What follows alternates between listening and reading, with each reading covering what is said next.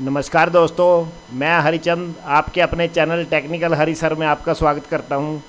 आज के वीडियो में मैं आपको इसरो का जो एग्ज़ाम होता है हर साल ड्राफ्ट्समैन मैकेनिकल बी की पोस्ट के लिए, उसका जो लास्ट ईयर का एग्ज़ाम था 24 मार्च 2019 को हुआ था, उसके सोल्यूशन के बारे में बताता हूं। इसका जो हमने आज सोल्यूशन के लिए पेपर लिया है वो सेट ए है। इसका एग्ज़ाम टाइम 90 मिनट था और नंबर ऑफ़ क्वेश्चन इसमें 60 थे। सबसे पहला क्वेश्चन था इसमें, जो ड्राइंग शीट होती है हमारे पास, उसका साइज़ जो 594 गुणा 841 mm होता है वो किस कैटेगरी में आता है। जैसे सीट के साइजेज होते हैं वो A0, A1, A2, A3, A4, A5 ऐसे करके होते हैं, तो उनमें से जो 594 गुणा 841 mm जिस सीट का साइज होता है वो A1 कैटेगरी में आती है। तो इसका सही आंसर ऑप्शन बी है। दूसरा क्वेश्चन है, लेंथ और विड्थ का रेशो जो एरो हेड होता है उसकी लेंथ और विड्थ का रेशो है सी। इसका ऑप्शन है 3:1। जो इसका ऑप्शन ए, बी और डी है वो रॉन्ग है, तो इसका सी आएगा कि अगर एरो हेड की लेंथ 3 mm है तो उसकी विड्थ 1 mm होगी। अब तीसरे क्वेश्चन के बारे में बात करते हैं हम, रिप्रेजेंटेटिव फ्रैक्शन। अब रिप्रेजेंटेटिव फ्रैक्शन क्या होता है, इसको स्केल में यूज करते हैं और इसको RF भी कहते हैं। तो इसका जो मेन वो मकसद होता है कि जैसे जो भी ड्राइंग में जो लेंथ होती है, अगर हम उससे एक्चुअल लेंथ को डिवाइड कर दें जिस ऑब्जेक्ट की हम ड्राइंग बना रहे हैं तो उससे RF निकलता है। तो इससे क्या होता है कि जैसे हमें बड़े ऑब्जेक्ट की ड्राइंग बनानी हो तो उसके सही रेशो में वो हमारी ड्राइंग पेपर पे तैयार होती है। चौथा क्वेश्चन है, which of the following position is not possible for a plane. एक एरोप्लेन होता है, उसकी जो पोजीशन, जो एयर के अंदर पोजीशन होती है उसकी, कौन सी इनमें से पॉसिबल नहीं है। तो सबसे पहली जो पोजीशन है, perpendicular to both HP and VP। जो हॉरिजॉन्टल प्लेन और वर्टिकल प्लेन दोनों के जो परपेंडिकुलर हो ऐसी पोजीशन नहीं हो सकती एरोप्लेन की। बाकी जो B, C और D ऑप्शन है ये रॉन्ग ऑप्शन है इसमें। पांचवा क्वेश्चन है, the following are the solid of revolution except. इसका मतलब है कि जिन इनमें से सॉलिड रेवोल्यूशन, सारे सॉलिड रेवोल्यूशन है एक को छोड़कर, तो एक कौन सा है वो प्रिज्म है। ए ऑप्शन इसका सही आंसर है। बाकी स्फेयर, कोन और सिलेंडर सॉलिड ऑफ रेवोल्यूशन नहीं है, क्योंकि सॉलिड ऑफ रेवोल्यूशन होने के लिए या तो राउंड होने चाहिए एजिज या कर्व्ड होने चाहिए। छठा क्वेश्चन है, the top view of a right cylinder resting on horizontal plane on its base rim is. तो जो हमारा सिलेंडर होता है उसकी जो टॉप व्यू होता है वो टॉप व्यू ऊपर से देखने में कैसे दिखता है, तो वो सर्कुलर रूप में दिखता है, इसलिए इसका सही ऑप्शन बी है, सर्कल। A, C और D ऑप्शन सही नहीं है। सातवां क्वेश्चन है, the following is formed by revolving rectangle about it's side which remain fixed.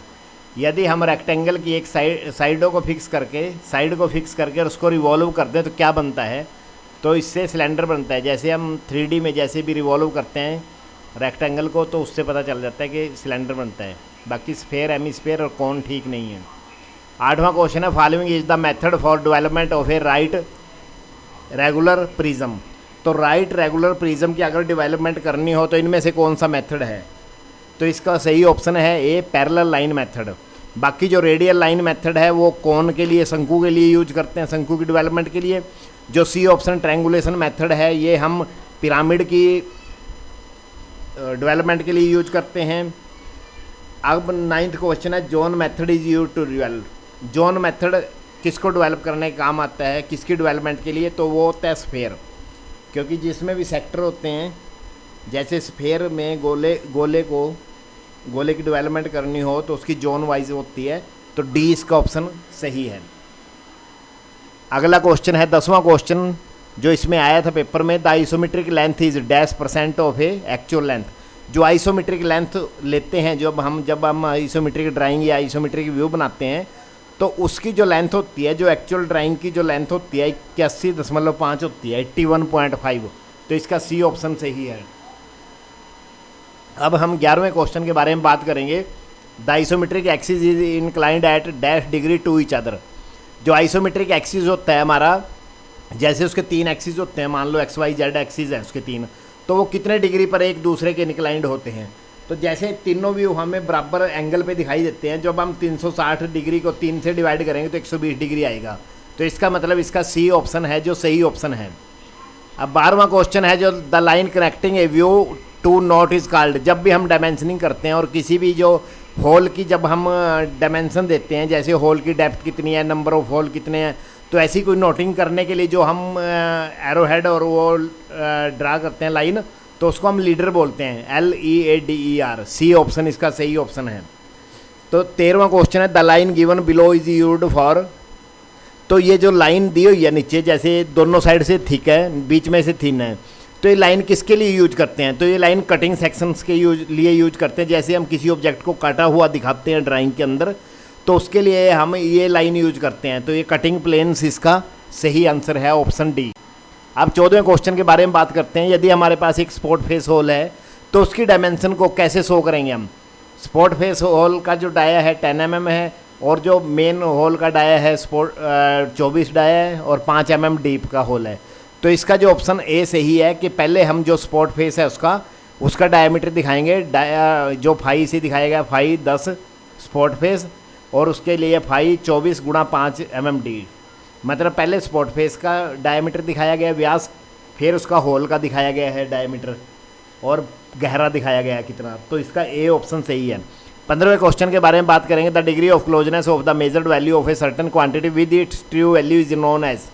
तो जब भी हम किसी ऑब्जेक्ट की जब मेजरमेंट करते हैं, फिजिकली मेजरमेंट करते हैं, तो हम जब उसको चेक करते हैं तो उसकी डिग्री ऑफ क्लोजनेस देखते हैं कि कितना एक्यूरेट है। मान लो जैसे हमारे पास वर्नियर कैलिपर होता है या माइक्रोमीटर होता है, जब भी हम उससे किसी चीज़ का डाया मापते हैं या उसकी लेंथ ब्रेथ कुछ भी मापते हैं, तो उससे हमें पता चलता है, जब भी मेजरमेंट करते हैं तो उसकी एक्यूरेसी कितनी है।